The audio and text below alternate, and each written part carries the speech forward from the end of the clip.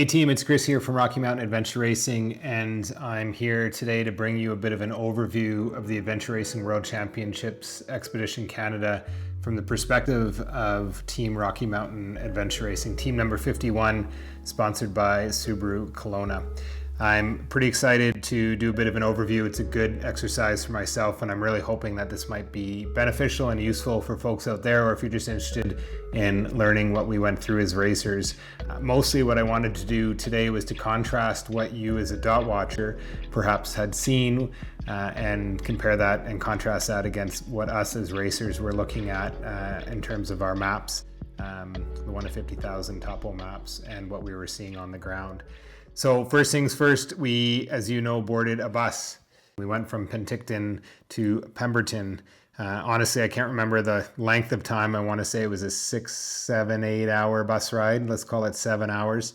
My head was down in the maps with Sebastian planning our route and handing maps over to our teammates behind us in the bus who were map tacking and waterproofing them as we went. So we had better part of 8 hours to plan our maps, not to mention the full evening after that at North Hill Farms to do the same thing. This is what you were looking at as a dot watcher, North Arm Farms. This is what you were looking at as a dot watcher from the tracking system, the tracking software for the World Championships. We started here at North Arm Farm with a 1.2 kilometer Le Mans start on foot running through cornfields.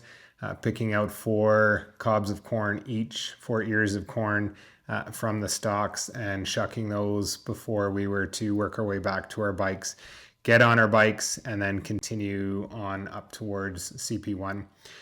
It was a real quick leaving the farm, going across Highway 99, the Sea to Sky Highway, before we made it to the Friendship Trail here, which is this trail that paralleled the train track. Soon as we started working our way uphill, there's a small little parking lot where most of the teams ended up ditching most of their gear.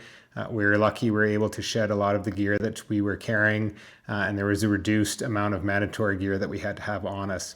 First aid kit, bike tools, spare tire, etc. And just show you here what we were looking at from a racer's perspective. This is map 1. You can see there was an insert in this map here. Here's the start, North Arm Farms down at the bottom. We had worked our way across the highway. You can't really see the Friendship Trail too much on this map here, but we knew there was an insert. Here you can see the start of the race at North Arm Farms. We crossed Highway 99, that's Sea to Sky Highway, before we got on to the Friendship Trail, working our way over to Mackenzie Road and the Fire Service Road. Here's that small parking lot that I was talking about where we were able to drop our gear. We followed this Fire Service Road all the way up towards the top of the mountain. Lots of teams going back and forth with one another before we made it up to CP1.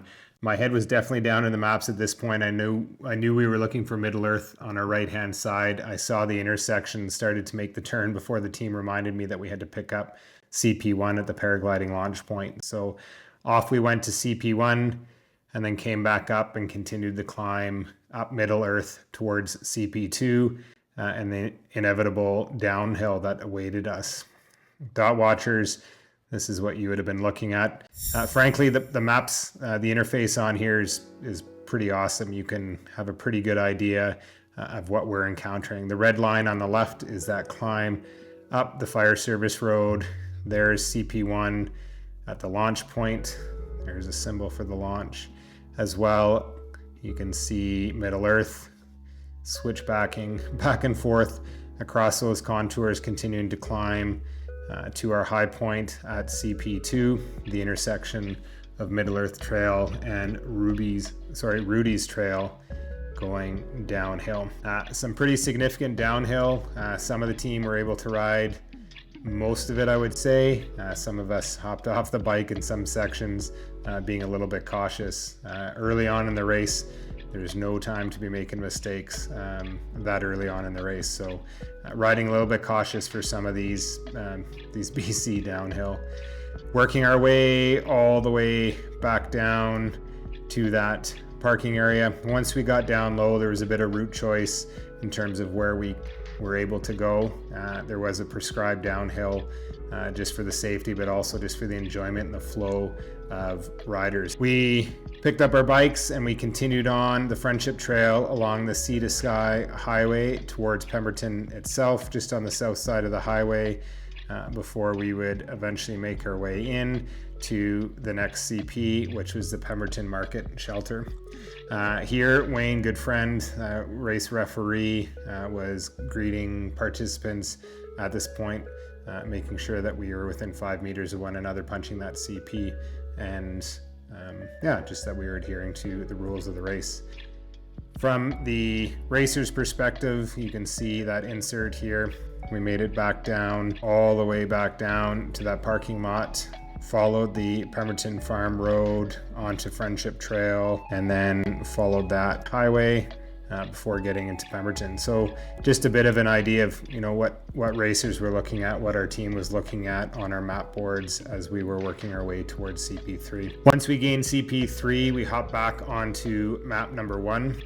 Map number 1 showed that insert where CP3 was, but it also showed where CP4 was. You can see it was a pretty straightforward route for us following the highway. At this point, from a navigation perspective, we're counting bridges and waterways that we're crossing before we picked up CP4 at the Beer Farmers Brewery. Honestly, if we had some time to hang out, it would have been a pretty cool area to hang out, but this early on in the race, there's just no time.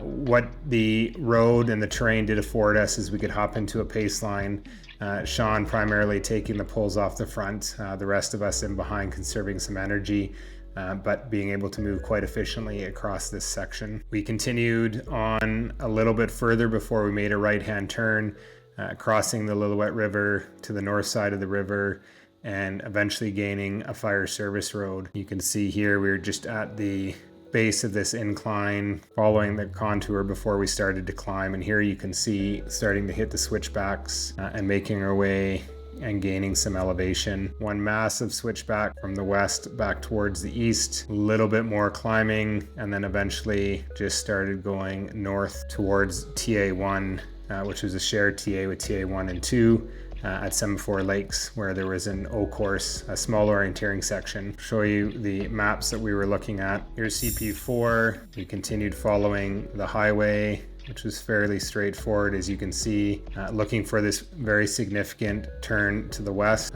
Just shy of maybe 800 meters was our right-hand turn, where we crossed the Lillooet River to the north side, and then you can see the trail and fire service road that we were looking for. I don't remember how soon it turned to gravel. I want to say it was just on the other side of the river. It's a little bit blurry at this point following the race, but it was a fairly straightforward ride from a navigation perspective up towards Semaphore Lakes. The next map, it's a little bit easier because you could see that the trail that we were on, that FSR that we were on, left the map, but here you can see it swings back towards east before it eventually starts making its way north up to TA1 and TA2. This map gives some good perspective of the Alpine, where you can see the Train Glacier. Honestly, I don't have much memory of the Train Glacier. We did get up there in daylight, although it was definitely dusk or approaching dusk when we were up there. I don't have a map of that particular section, but we were given an orienteering, we were given another map, and basically we had the option to gain the checkpoints in whatever order we chose to. Our team opted to go counterclockwise, gaining a lot of the elevation early on, I think at the second checkpoint. The benefit of that actually is the weather turned pretty inclement at that point, or shortly after that point, but we were able to see and look down upon our consecutive checkpoints, which was, far easier than trying to find these checkpoints from below. So certainly a navigation choice that played out in our favor. Once we got back to Semaphore Lakes, Semaphore Lake, we worked our way back to TA2, picked up our bikes, and then continued through the pass on this fire service road, which carried on for a significant amount of time, as you can see on this map. Following this fire service road, or it eventually turned into more of a proper road before we got up to the Braylorn pub at CP11. Here's your view as dot watchers from TA2 at Fire Service Road, continuing on. You can see it's pretty straightforward. There's really not a lot of route choice from this road. Our team did a pretty good job at staying on top of the map. This particular section that just dawned on me right now, I think along with a lot of teams moving downhill fairly quickly, crossed over this bridge before it started to climb a bit, and we realized, wait a minute, we shouldn't have been crossing water just yet, and that water should be on our left side. So came back, small little nav blunder, righted ourselves pretty quick. Some other teams in the area following suit, and working our way to the Bray Lorne pub. So again, fairly straightforward from a nav perspective. Some choice in here that we had to be on top of the maps just to make sure we didn't make a wrong turn, and then up to the Bray Lorne pub. Folks at the pub were awesome. It's an incredibly idyllic pub. I would have loved to have stayed there. It had since closed by the time we and other teams were arriving, but the owners there opened everything back up so folks could grab some snacks, use the washroom, refill on water, have the opportunity you're in the area. Definitely check it out. I know I'll definitely head back that way at some point in the future. From the pub, checkpoint 11, heading towards checkpoint 12, it was fairly straightforward. This was a paved road at this point. We could start to move pretty quickly here before we got into Goldbridge at the general store. I'll switch over to our racer view here. Here's checkpoint 11. And again, following a very prominent road all the way down to Goldbridge, pretty straightforward. Again, from a navigation perspective, this time we're full nighttime in the dark under lights, traveling pretty swiftly through this area.